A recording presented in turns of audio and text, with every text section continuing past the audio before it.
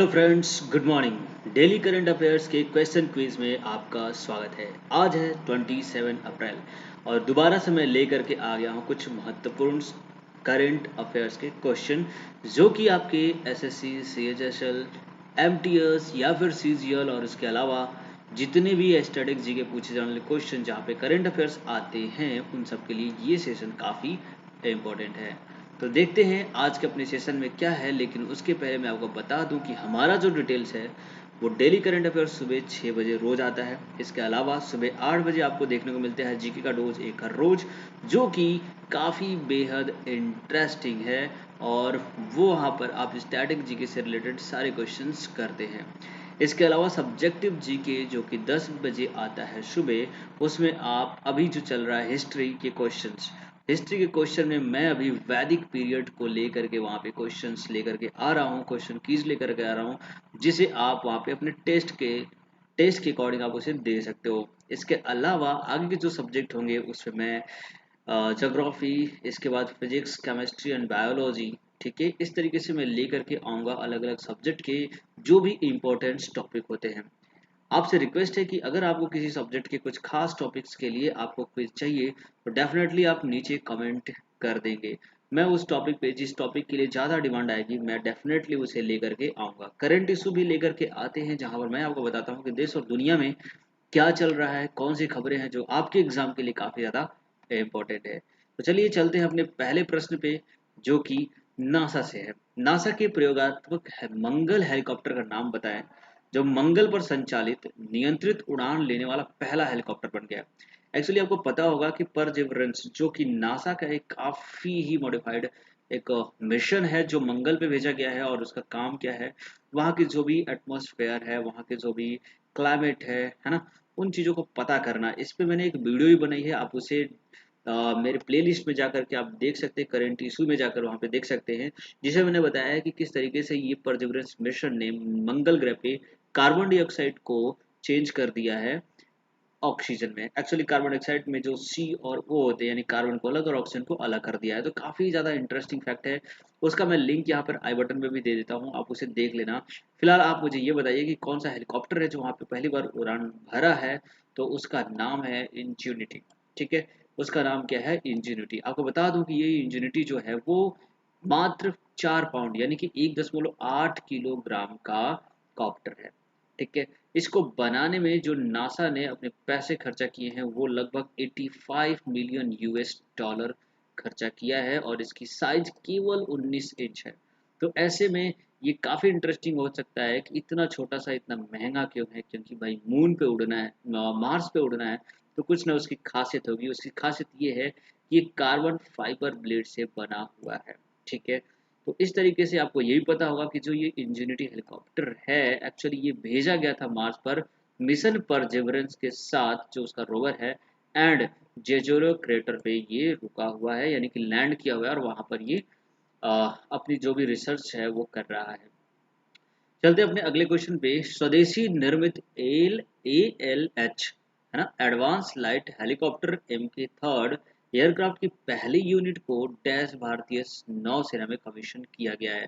तो कौन सी भारतीय सेना है जहां पर L advance light helicopter MK3 को कमीशन कर दिया गया है?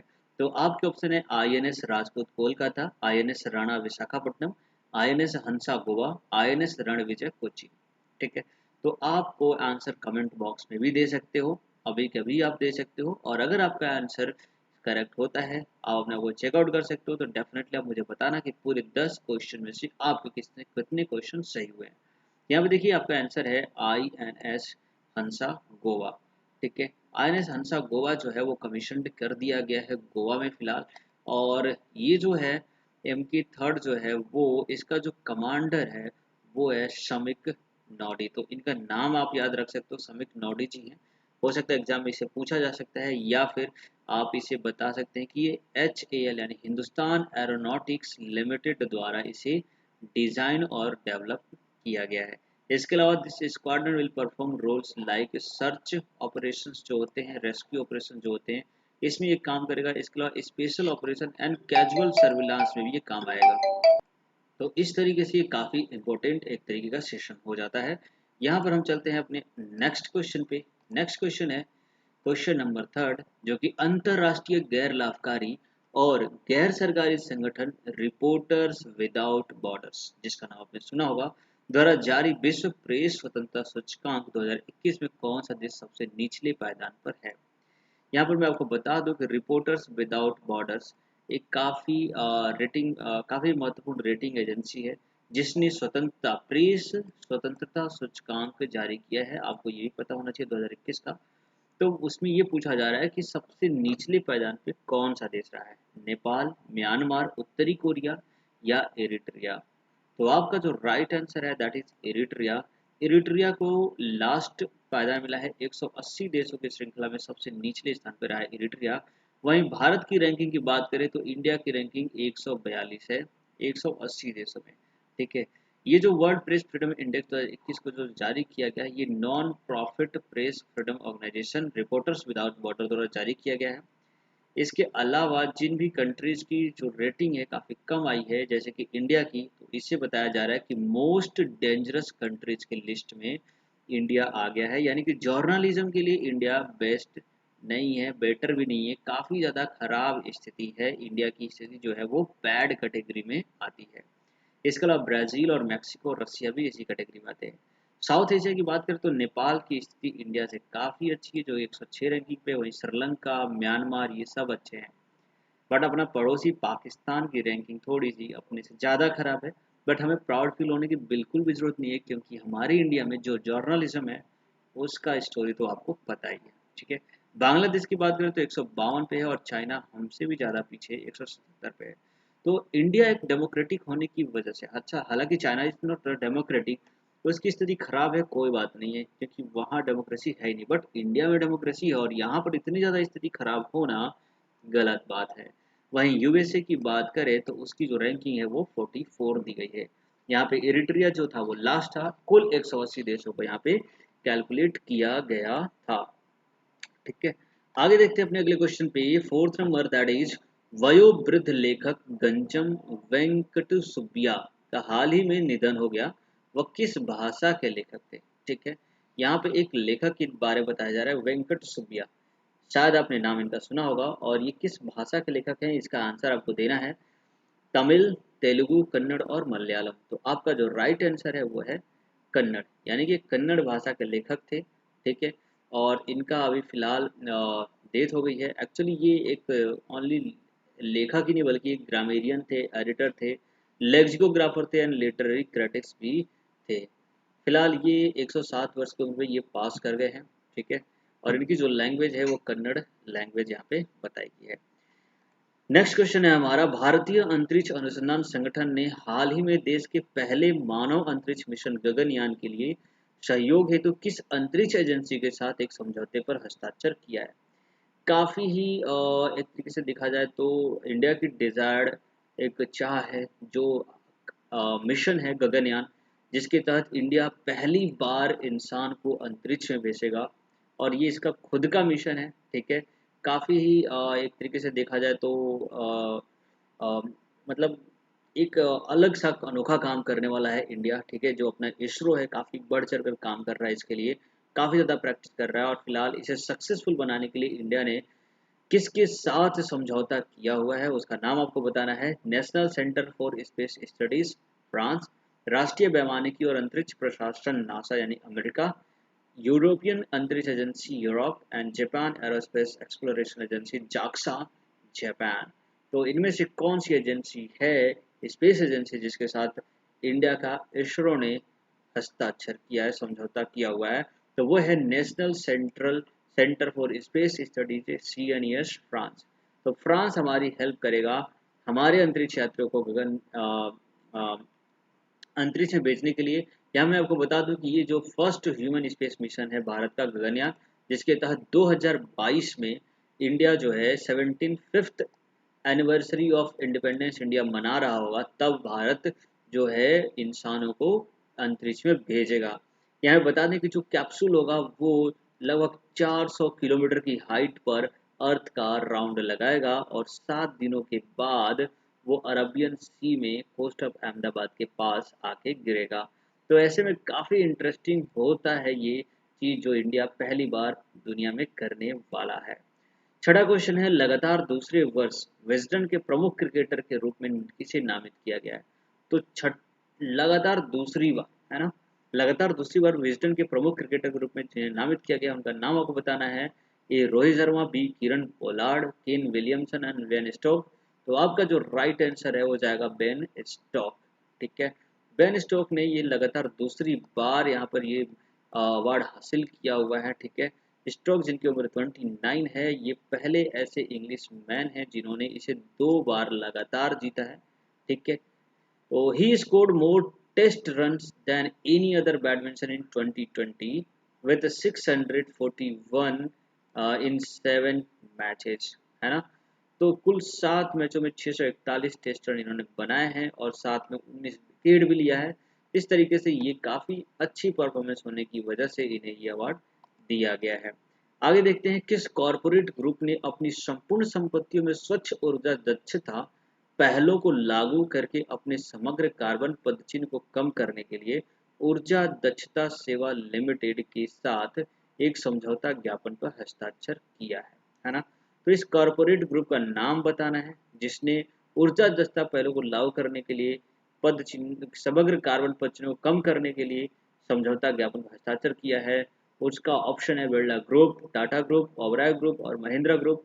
तो आपका आंसर क्या है कमेंट बॉक्स में जरूर डाल दीजिएगा और हम यहाँ पे बताने वाले हैं आपको answer, that is option C, Oberoi group. Oberoi group ने ये हस्ताक्षर किया है। यहाँ मैं बता दूं कि एनर्जी एफिशिएंसी सर्विस लिमिटेड यानी कि EESL ने इसी कार्बन जो फुटप्रिंट है उसको रिड्यूस करने के लिए ये स्टेप लिया हुआ है। इसके अलावा बता दें कि ये जो वेंचर है पूरा 4 कंपनी जो सेक्टर हैं उनके ये वेंचर है जिसमें NTPC limited, power finance corporation, REC limited and power grid corporation ने मिल करके इस काम को किया हुआ है। तो काफ़ी ही इंटरेस्टिंग चीज़ें हैं, ये होना चाहिए। कार्बन को रिड्यूस करने के लिए सब कार्रवाई होना जरूरी होता है। क्वेश्चन नंबर 8 है, India's power elite class caste and cultural revolution नामक पुस्तक किसने लिखी है?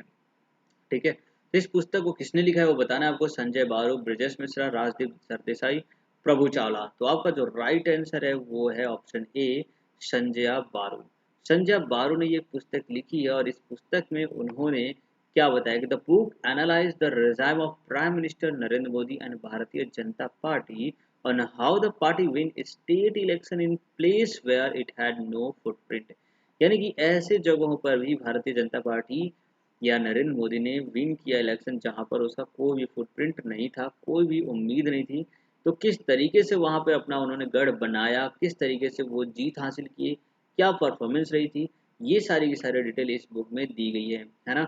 तो इस बुक का नाम आपको दोबारा पढ़ लेना चाहिए, India's power elite class caste and cultural revolution. ठीक है, actually he served as the prime minister Manmohan Singh media adviser and chief spokesperson of between May 2004 to August 2008। तो ये काफ़ी ही ज़्यादा नॉलेजफुल पर्सन हैं और इनकी जो एक्सपीरियंस है वो अपनी इस बुक में शेयर कर रहे हैं। ठीक है, तो ये सारी चीज़ें इन्होंने बता दी है। फाइनली क्वेश्चन नंबर 9 पे चलते हैं, Vivo India premier league IPL 2021 के खिलाड़ियों की नीलामी प्रक्रिया निम्नलिखित में से किस भारतीय शहर में आयोजित की गई थी? तो ये बताना है। अभी IPL चल रहा है, आप इंजॉय ले रहे होंगे। ठीक है, तो उसके बारे में थोड़ी बहुत नॉलेज तो आपकी होनी चाहिए क्योंकि IPL से एग्जाम में पक्का क्वेश्चन पूछे जा सकते हैं। और आपको पता है जो 7th फेज होने वाला है रेलवे का, जो कि पोस्टपोन्ड हो चुका है फाइनली, एंड CHSL का पेपर जो चल रहा था उसे पोस्टपोन्ड करा दिया गया है। तो इन सभी पेपर में यहाँ से क्वेश्चन जरूर आने वाले हैं। आगे एग्जाम CGL का होने वाला है, MTS का होने वाला है और जो भी एग्जाम होने वाले हैं जहाँ पे करेंट अफेयर पूछा जाता है, तो आपको लिए डेफिनेटली ये फायदेमंद होने वाला है और इसे आपको डेली पढ़ना चाहिए क्योंकि करंट अफेयर सिर्फ एक दिन में तैयार नहीं होता। तो ये बताइए कि प्रीमियर लीग जो था वीवो का वो कहाँ पर आयोजित हुआ था? तो ऑप्शन है चेन्नई, कोलकाता, जयपुर, बैंगलोर। तो आपका जो राइट आंसर है दैट इज चेन्नई। चेन्नई में इसे आयोजित किया गया था, वहाँ पे इसका ऑक्शन हुआ था जिसमें लगभग 57 प्लेयर्स वहाँ पे पहुंचे हुए थे जबकि सीटें थी 61 प्लेयर्स की। ठीक है, तो काफ़ी सक्सेसफुली तरीके से ये हो गया और आपको बता दूं कि जो ये IPL है उसकी स्टार्ट की गई थी 2007 में BCCI द्वारा, यानी कि board of control for cricket in India. Okay, the last question is that IPL Indian premier league में सबसे तेज अर्धशतक लगाने का रिकॉर्ड किस खिलाड़ी के नाम है?